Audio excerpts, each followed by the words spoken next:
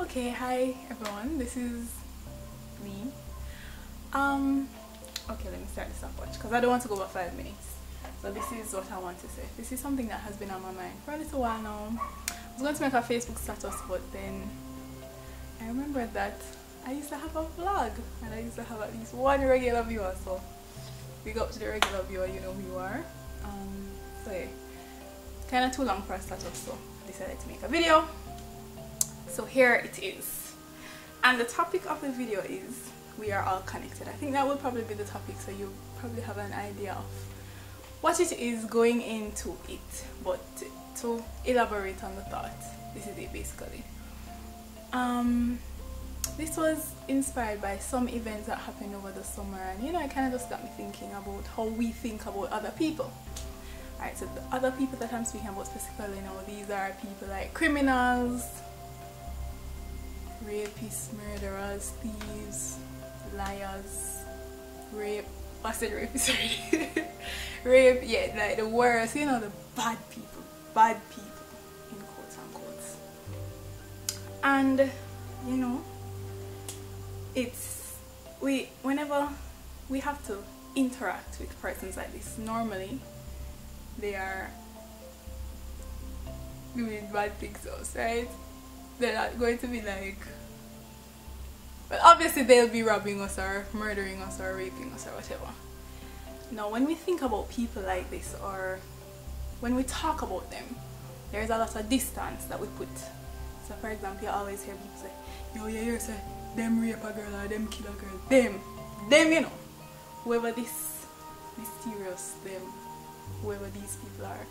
But the reality is not them, it's us. It's somebody just like us, just like you, just like me, you know. And that's kind of the idea that I wanted to bring across in this video. So a thief is somebody that will inconvenience a lot of us, right? And this particular incident, one particular incident really spurred this whole idea in my mind, you know, because there was a thief, and I was speaking to somebody, and the person was saying something like, yo, if them find the thief, them would have cut off him hand or something like that. And this is a very common sentiment in Jamaica. And it got me thinking, and I was thinking, you know, I don't know why that thief chose to steal. It could be that the thief went home and he was totally remorseful and he feel awful. It could also be that he never cared not at all, and he was very happy and delighted with his theft. But the point is, we don't know, and we don't know the situations that lead people to do certain things. But most importantly, and the main point that I really wanted to make, is we contribute to those situations. People don't steal in a vacuum, people don't rape in a vacuum, people don't murder in a vacuum. And every single member of society that does terrible things does it because inadvertently, whether we choose to or not, we contribute to the kind of environment that would allow them to do that kind of thing. Alright, so to kind of clear it up, I'm going to give an analogy. So we know in biology, right, there's the idea of ecosystems, right? So in an ecosystem, everything is connected, kind of like the same idea that I'm trying to bring across. Don't know if it's going well, but hey.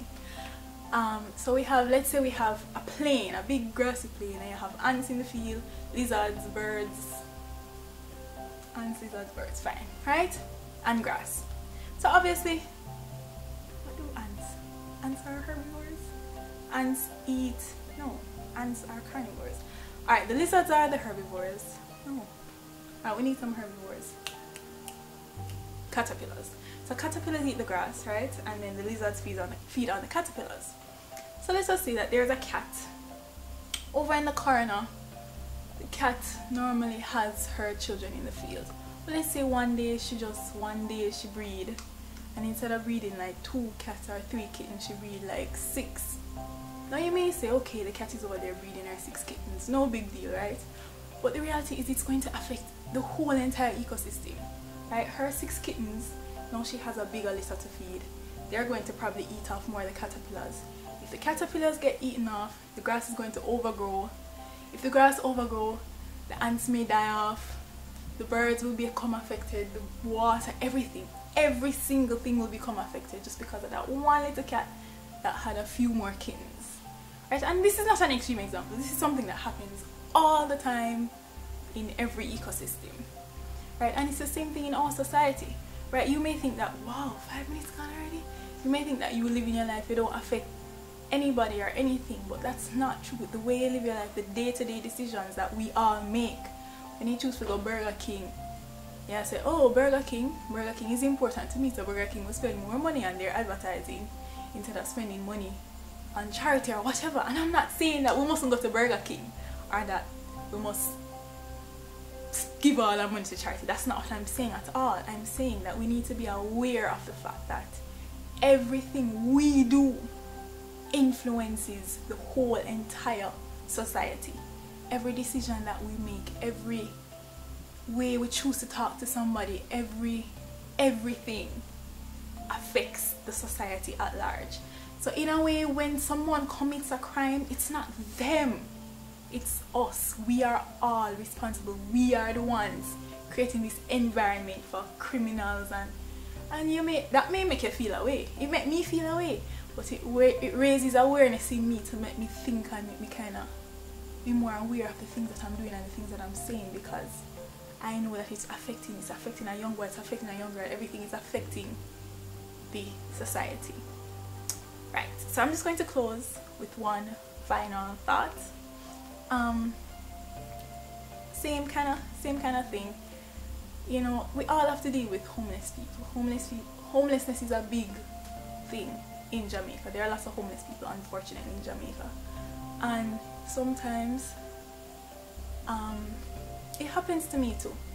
But I find generally that we treat homeless people like they're a nuisance. Like, please get out of my way, you're inconveniencing me, I need to walk down the street. And you know, sometimes we really need to stop and think about these ideas and the things that we do and how we do them. Because here's somebody who doesn't have a house, doesn't have a bed, probably eating out of a garbage pan, with all of them possessions on them body, every single thing that them own somewhere on them body, and we're going to treat them as if they are inconveniencing us.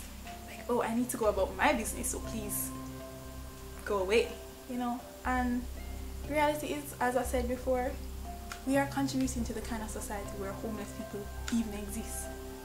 The way we live our life contributes to that, even if it makes us feel uncomfortable. It's the reality.